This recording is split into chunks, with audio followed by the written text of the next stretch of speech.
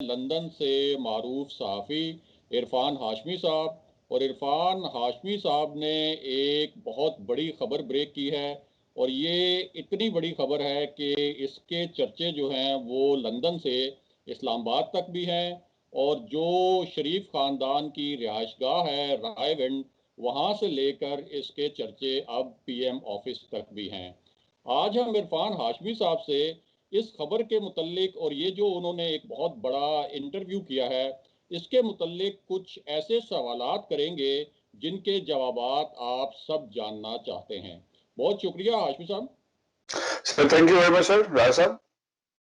हाशमी साहब, आपने जो खबर दी, जो आपने इंटरव्यू किया, उसके मुतल्लिक एक जुज़वी खबर पहले आपको हम दे दें कि आपकी जो खबर है वो वज़ीर आज़म ऑफिस में डिस्कस हुई बड़ी ही एक्सटेंसिवली, और जो वफाकी काबीना का इजलास था उसमें बड़ी देर उस पर बहस हुई, और प्राइम मिनिस्टर को उस खबर पे ब्रीफ किया गया। उन्होंने बड़ी दिलचस्पी से उस पूरी खबर को सुना, और फिर एक कमेटी बनाने का भी हुक्म दिया कि एक कमेटी बनाई जाए ताकि इस हवाले से जो फैक्ट्स हैं वो मंजर आम पर लाए जाएं।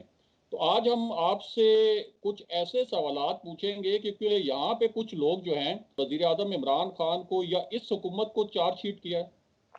राय साहब बहुत शुक्रिया सर। मुझे नहीं पता कि it has been discuss in the prime minister office and all that, और ये हुई है। पहले तो सर शुक्रिया आपका अपडेट करने का। दूसरा ये कि ये जो मैंने मरियम औरंगजेब के हवाले से कुछ टिकट चलते हुए देखे जिसमें वो ये कह रही थी कि ये चार्जशीट है हुकूमत के खिलाफ, ये चार्जशीट है, बताया जाए किससे मुकाकर थे। देखिए very categorically I don't know Shahzad Akbar, like कि मेरी उनसे कोई इंटरेक्शन नहीं है जितनी कोर्ट रिपोर्टर्स की है पाकिस्तान में, जो आप लोग होते हैं उनकी है।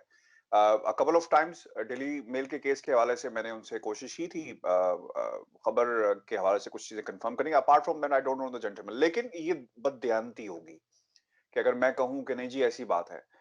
मैंने सवाल किया था, वो एक डेलीगेशन की बात कर रहे हैं कि नेशनल क्राइम एजेंसी से मिलता है, उसको लीड कर रहे थे। मैंने पूछा उनसे कि क्या शहजाद अकबर साहब लीड कर रहे थे, और फिर उन्होंने ये हवाला दिया। तो उन्होंने कहा कैटेगोरिकली नहीं, वो नहीं लीड कर रहे थे।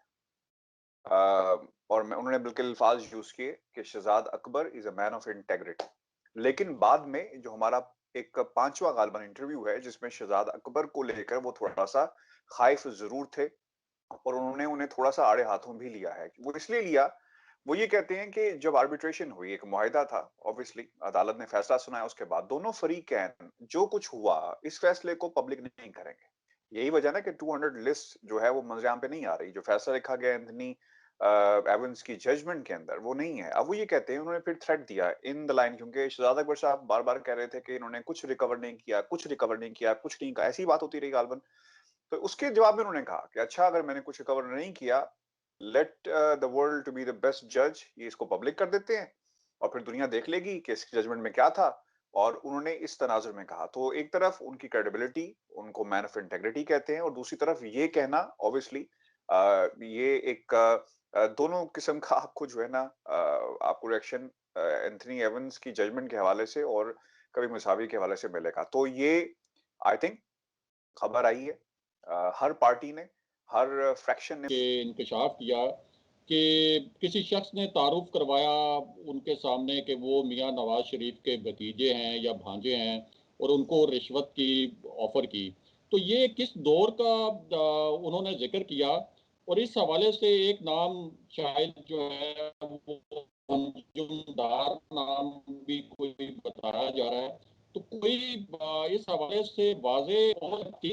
और दूसरा, मियां नवाज शरीफ ने तो जो लंदन हाई कोर्ट का फैसला था उसके ऊपर ये मौकफ अख्तियार किया था कि इससे तो ये साबित हो गया, और ब्रॉड शीट ने भी ये साबित कर दिया एक तरह से कि हम बेगुनाह थे, और हमारे असासों की खोज लगाने के लिए कौमी वसाइल का ज़िया किया गया।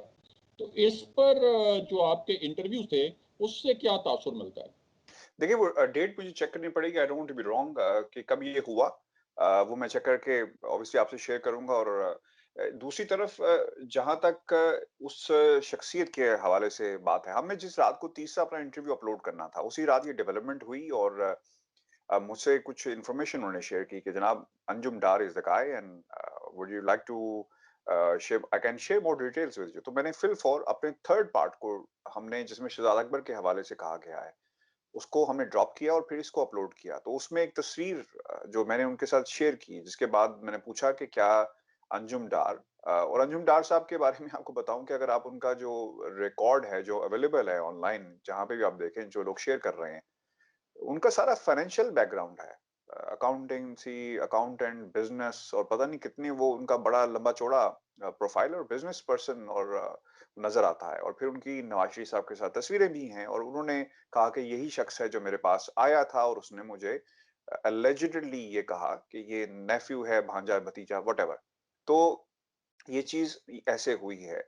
और दूसरी तरफ केवी मसावी ने कभी मियाँ नवाज शरीफ ने खास तौर पर कहा था कि लंदन यस, हाई कोर्ट से बिल्कुल, जो बिल्कुल। फैसला आया है, बिल्कुल, बिल्कुल। अब देखें शरीफ खानदान आई डोंट नो इनके बीरबल कौन है? बीरबल ढूँढने पड़ेंगे। यकीन करें उन्हें तो उम्र कैद हो जानी चाहिए जो इनके बीरबल हैं। ये किस तरह के इन्हें मशवरे देते हैं कि जनाब ये फैसला आ गया और ये हो गया। देखिए वो फैसला अटैचमेंट का जो मामला था जिस तरह कभी मसावी ने भी कहा कि हमने उसे परस्यू ही नहीं किया। अगर परस्यू करते चूँकि उन्हें भी नज़र आ गया होगा कि ये फैसला पाकिस्तान की अदालत का है। सर ये किस तरह मुमकिन है कि फैसला मेक्सिको में हो और आप कहें जनाब इसका फैसले का इतलाक पाकिस्तान में करवाएं या एक फैसला इंडिया की अदालत में होता है उसका फैसला पाकिस्तान में करवाएं। ये मुमकिन ही नहीं है ना, उसकी जुरिस्डिक्शन नहीं है। ये आम बंदे को भी पता है बात, ये तो कोई इतनी बड़ी रॉकेट साइंस है नहीं। तो इस बेसिस के ऊपर और ऑब्वियसली अटैचमेंट का जो जिक्र था उन्होंने उसे परस्यू नहीं किया। उसको उनको लीगल ग्राउंड से पता था कि ये ज्यादा देर नहीं चल पाएगी, तो उसको अपने लिए इस्तेमाल करना आई थिंक इनके बीरबल रिस्पॉन्सिबल हैं।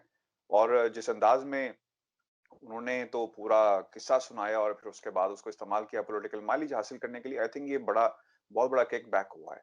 यार कह देना और फिर उसके लीडर्स जो होते हैं किसी भी पार्टी के हों, चाहे आप उन्हें पसंद करें ना करें या लीड कर जिस तरह क़यादत है। ये बताइएगा कि हमारे व्यूअर्स के लिए कि मुसावी का ओरिजिन क्या है, बैकग्राउंड क्या है, बेसिकली किस मुल्क से ताल्लुक़ रखते हैं, कितने अरसे से ब्रॉडशीट जो है वो काम कर रही है, ब्रॉडशीट कंपनी की अदरवाइज़ रेपुटेशन कैसी है और ये जो सवालात हैं इस ब्रॉडशीट के मुतल्लिक ये हमारे जो व्यूअर्स हैं ये जानना चाहते हैं इनके जवाबात।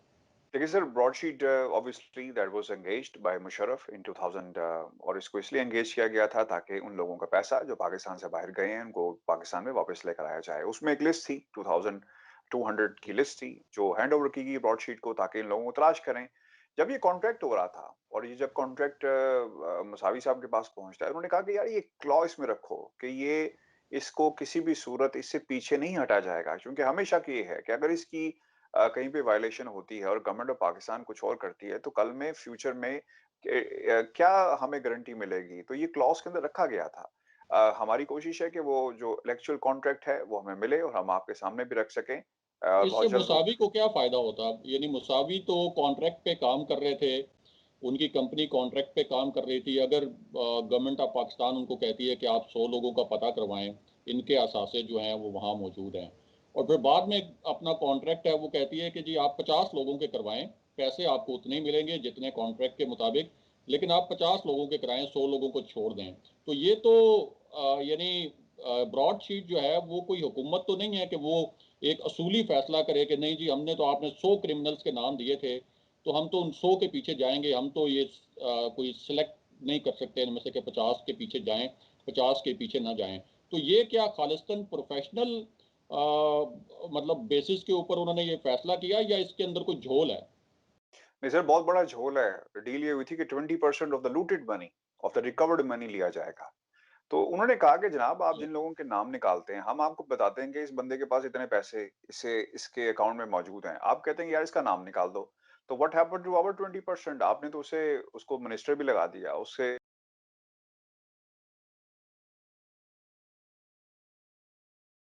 कहाँ गए? 20% हमारा क्या बना?